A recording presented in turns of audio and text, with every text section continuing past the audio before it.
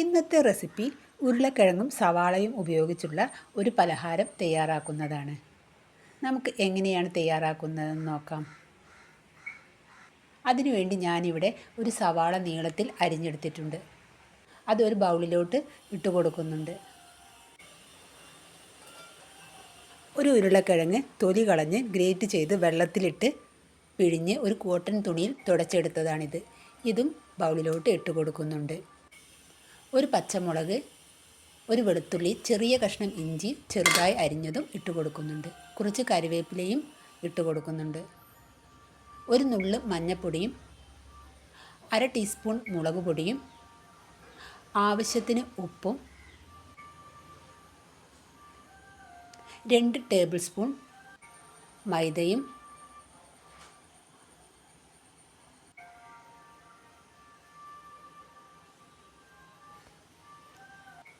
ഒട്ടും വെള്ളം ചേർക്കാതെ കൈകൊണ്ട് കുഴച്ചെടുക്കുന്നുണ്ട്. ഉള്ളിയിൽ നിന്നൊക്കെ വെള്ളം ഇറങ്ങി വന്ന് ഇതുപോലെ ഞാൻ മാവ് കുഴച്ചെടുത്തിട്ടുണ്ട്. പിന്നീട് കയ്യിൽ എണ്ണ തടവി കുറച്ച് മാവെടുത്ത് ഓരോരുത്തരുടെയും ഇഷ്ടത്തിനനുസരിച്ച് ഷേപ്പാക്കിയെടുക്കാം.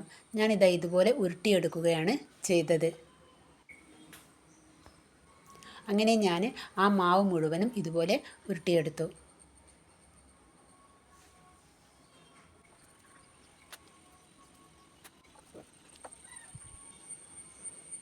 ഇനി ഒരു പാൻ സ്റ്റവിൽ വെച്ചതിന് ശേഷം എണ്ണ ഒഴിച്ചു കൊടുത്തു. ചൂടായതിന് ശേഷം ലോ ടു മീഡിയം ഫ്ലെയിമിൻ്റെ ഇടയിൽ വെച്ച് ഓരോരോ ഉരുളകളായി ഇട്ട് കൊടുക്കാം.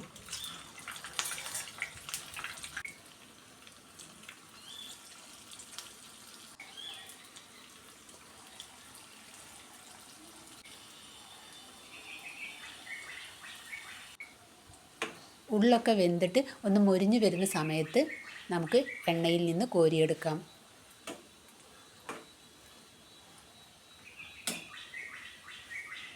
ഇത് കഴിക്കാൻ നല്ല രുചിയുണ്ട്. നമുക്ക് എളുപ്പത്തിലും പെട്ടെന്നും ഇത് തയ്യാറാക്കിയെടുക്കാം.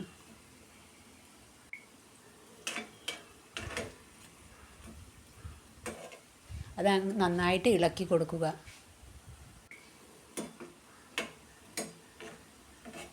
ഇപ്പോഴത് ഉള്ളൊക്കെ നന്നായി വെന്തിട്ടുണ്ട്. എണ്ണയിൽ നിന്ന് ഞാൻ കോരിയെടുക്കുന്നുണ്ട്. ഇതൊട്ടും എണ്ണ കുടിച്ചിട്ടില്ല. നല്ല സോഫ്റ്റായിട്ടാണ് ഇരിക്കുന്നത്. പുറമേ നല്ല ക്രിസ്പിയുമാണ്.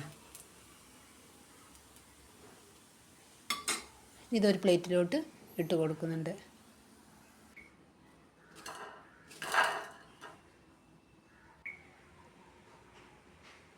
ഞാൻ അടുത്തൊരു വീഡിയോ ആയിട്ട് വരാം.